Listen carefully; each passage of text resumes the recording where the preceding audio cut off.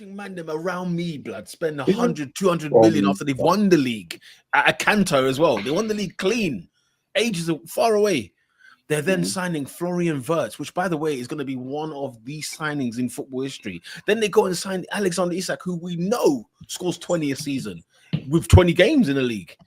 You know, he does half a season, he scores 20 goals. I was telling Adrian, I said, Gakpo, Isak, and Salah is a scary front three. It's madness, man. It's madness. That's a scary front three. And then the attacking midfielder behind him is either Florian Wirtz, it's either McAllister, or it's either Szoboszlai, depending on who fancies it. But I'm not gonna lie. If we're transitioning into the Liverpool segment, I am very. I was telling Adrian, I think a DM would really do them. So, like, I remember when Liverpool had Jordan Henderson, Wijnaldum, and somebody else who was Fabinho.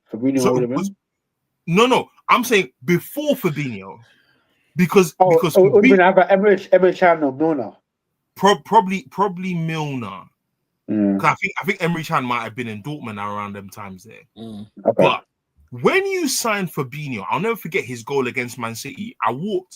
You guys know, friend of the show, Diallo, walked into his yard and I see Fabinho score a banger against Man City. I said, yo, this guy scoring bangers and he's a world-class DM. Yeah. So for me, I think Liverpool's midfield is a bit on the athletic side, but I think they need to go gym. I think Gravenberch is going to have that season where it's like, okay, your first season was for free. You want to leave. We need to see if we can do this again. We saw it even during the season. I don't know if it was fatigue or if the league clocked him, but that first game against Ipswich and game week 30, it wasn't the same. It wasn't the same. Because we discussed like who was I don't know if it was in a group chat or in the pod, who are the best central midfielders in the league, and a lot of them we said they had a good half season. I mean, they had a good like 4 or 5 months, but it wasn't an entire season. You couldn't really pick out who the best midfielder. They were good until February. Do you know what I mean? So for me, I think no, Taha, I'm with you. Mike 10 is integral. I'm just saying that there is a physical, like Newcastle and Arsenal Arsenal last season anyway, are the barometer of the mix between flair, physicality, some level of like positional awareness. Like you have to have all these things. You have to be quick on the ball. You have to be athletic. All these things come into play. I am not sure about Liverpool's midfield in that regard. I'm not sure. Yeah, I think Liverpool, go on. I was just going to say, as much as you don't like him, Joe Linton taught us a lesson in that cup final. You know what I mean? Like physicality matters. Like it matters. No, I'm not. I'm never going to say physicality doesn't matter. We watched the Barclays League, but he's crap. So you can never convince me. Fair. He's crap. But the point is, but you appreciate, like, you know what I mean? Like it matters, isn't it? Like, and getting bullied is long. Yeah, getting bullied is long, bro. So for me, my question is, I still have a spotlight on Frimpong. I don't know about. He's crap. He's whack. No, he's not a good defender. He's not a very good defender. Yeah, so that when I looked at that signing, people have hyped it up. Fair enough, if that's what they believe. But I'm unsure about him for Liverpool. I thought he could do better. Yeah. What were you unsure about? He's not upgrade on Trent offensively or defensively. Yeah, that's my thing. I was like, you could have done better on one of the two, at least. What do you think Liverpool should have gone for ideally, like in market or in market? An actual right back. LOL. No, but is anyone in mind? Anyone in mind you had? So not saying that them specifically, but I think Hakimi is the perfect piece to the puzzle. Oh yeah, well, I mean, that would have been fantastic. No, I'm not saying him specifically, but I know you mean in terms of athleticism, tenacity, and actual defending. So I think when I look at Liverpool, I still look at the right as the weak point. Not to say that it's bad, but I'm just like, that's the weak point. Attack that and you can get in. Salah said at the end of the season, he said, the manager, he does not ask me to defend. I said, yeah. Thanks, yeah. As close to the goal as possible. As close to the goal as possible. Yeah. Yeah, man. I forgot he signed Ekitike as well. Yeah, Ekitike. Yeah. Because Big fee. that's a big fee, and I think that was. It's a very big fee. It was the plan. I don't think that was the plan. I kind of think that. I kind of think, and we need to talk about Newcastle and Isak, so I think we should segue into that. I don't know what that signing was for, really, personally. Yeah, I'm interested to hear your thoughts, Adrian, on what. Yeah, I don't know what that signing was for. What you thought the plan was for Liverpool this summer in terms of your attacking squad, talent. no? And squad, no? For that fee, though, for that fee. Brother, you think we have 52 million for Madueke? We have honestly, we have but this is extra 30 on there. Nah, I don't think Ekitike is any crazier than any of the Chelsea's midfield is 300 million. Oh, yeah, but the point is, Brian and Mbumo. Look how much Brian and Mbumo. Bro, honestly.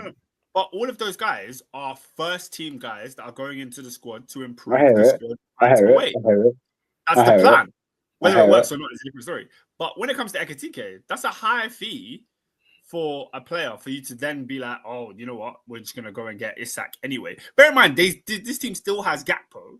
Like, there's a lot of players there. What's interesting about this signing to me, Oscar, is that it looked like Liverpool were trying to shake some feathers at Newcastle and be like, "Yo, I want Isak," right? Then they jumped in the field with Newcastle to go and get Ekitike, right? So you thought, okay, cool. There's a little, there's a little ruffle of the feather, and it was almost like, well, we will take your guy if you don't give us your guy, type of thing. But Liverpool's on a gunman thing have said, we're gonna take your guy and we're gonna have your guy. Do you know what I'm saying? It's like, what is the and Oscar's talking about, like, say they've lost what's it called? Luis Diaz is gone, right? And you're talking about like Gakpo and so on, and Nunes is still there. Okay, we'll probably go. But they did lose Jota. Do you know what I'm saying? We haven't spoken about that. But I know. I'm not seeing anything crazy. I mean, the fee is the fee.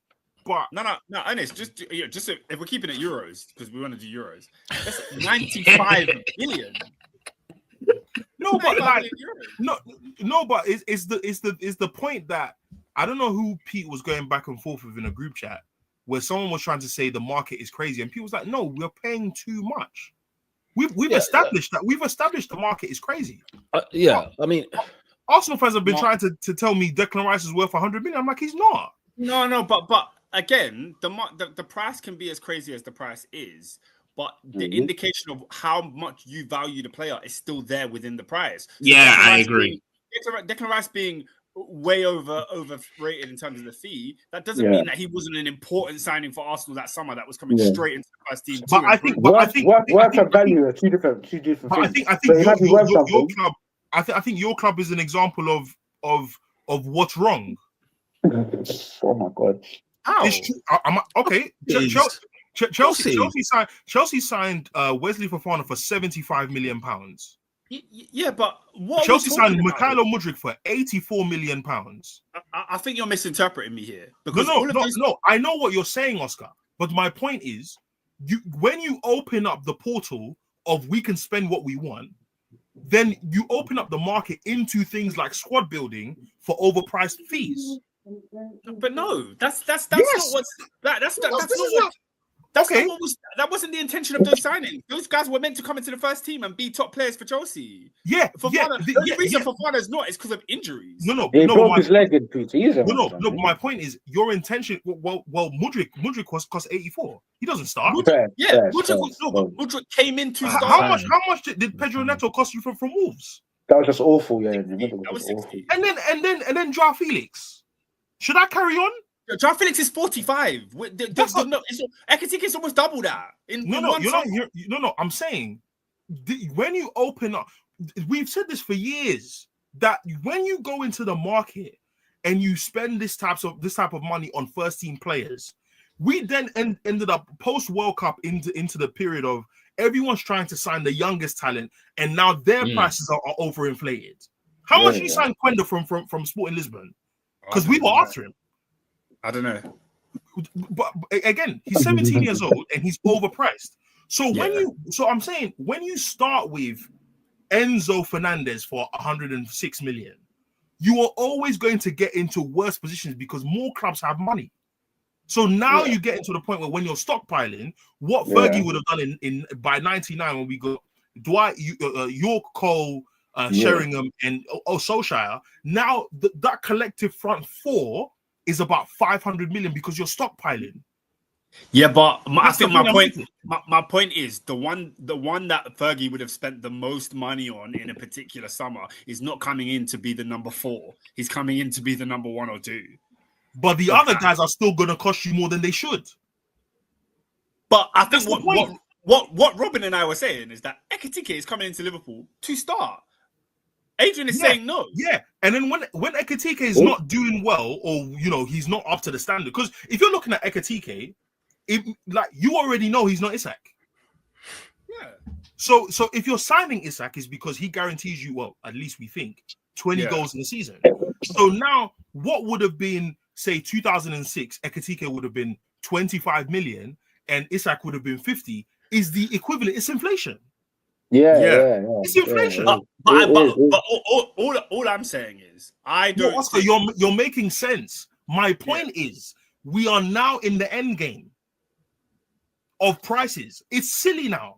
Yeah, we paid 71 million for Mbeumo, and if he's not good enough this season, we are going to have to go back into the market again, and Mbeumo becomes a squad man. But what I'm concerned with is Liverpool's plan. Why are you concerned? No, I'm trying to. What was the point of the signing? Is still my question. This summer, were they getting pen to paper on Ekitike in the back of their minds, thinking we're going to grab Isak too, or are they reacting to what Newcastle, what the events that have unfolded, and gone, oh, this opportunity might not come again, so let's just grab Isak, regardless of what we thought. I think what we need to do, obviously, first thing first, RIP Diogo Jota, man. RIP, man. Yeah, RIP Diogo Jota. Sad moment. And Andre Silva as well. And I think ultimately it's a thing where Liverpool, due to circumstances, now needs 2 strikers. And we've got the Ekitike thing is interesting because apparently, according to all the Liverpool sort of attacking metrics and what these computer guys they look at, they said apparently it went, in terms of fitting the bill for Liverpool, apparently it went something like Erling Haaland, Kylian Mbappe, Isak, Hugo Ekitike. That was literally like the running order. And I think what Liverpool sort of it's almost like a market opportunity where an unfortunate situation has happened. There's this young guy that ticks all the right boxes. We think he can be good, but we're also going to give him that buffer zone that if he doesn't necessarily bang in the first season, he can grow, he can develop, and we're going to go out and get the real McCoy that is Alexander Isak. So what it is now is that, Liverpool, because we anticipate Núñez is going to go, so Liverpool came into the market with 2 strikers. Then in their minds, they're finishing the market with 2 strikers. And also as well, I think what's interesting about Ekitike, apparently he's versatile. Apparently he can do left wing. Apparently he can do 10 if needs be. So I actually think that, because let's be honest with you, if we go into the season and we say Ekitike is the main 9, there's immediate question marks, right? But with the way that our squad is padded, right? It's going to be a 50, 60 game season. There's going to be opportunities for him to develop, to offer, and to be of service to the team. And he doesn't necessarily have that pressure because there's going to be a Gakpo, because there's going to be a Mo Salah, because there's going to be a Florian Wirtz. So he can hopefully come in, crack on and develop. So whilst obviously it is a lot of money, and for that money you expect someone to be a bona fide starter, I think it's a thing where we've looked at the market and we said, whoa, hang on a second, the best striker on the planet, the best striker available, we can get him. Let's do it.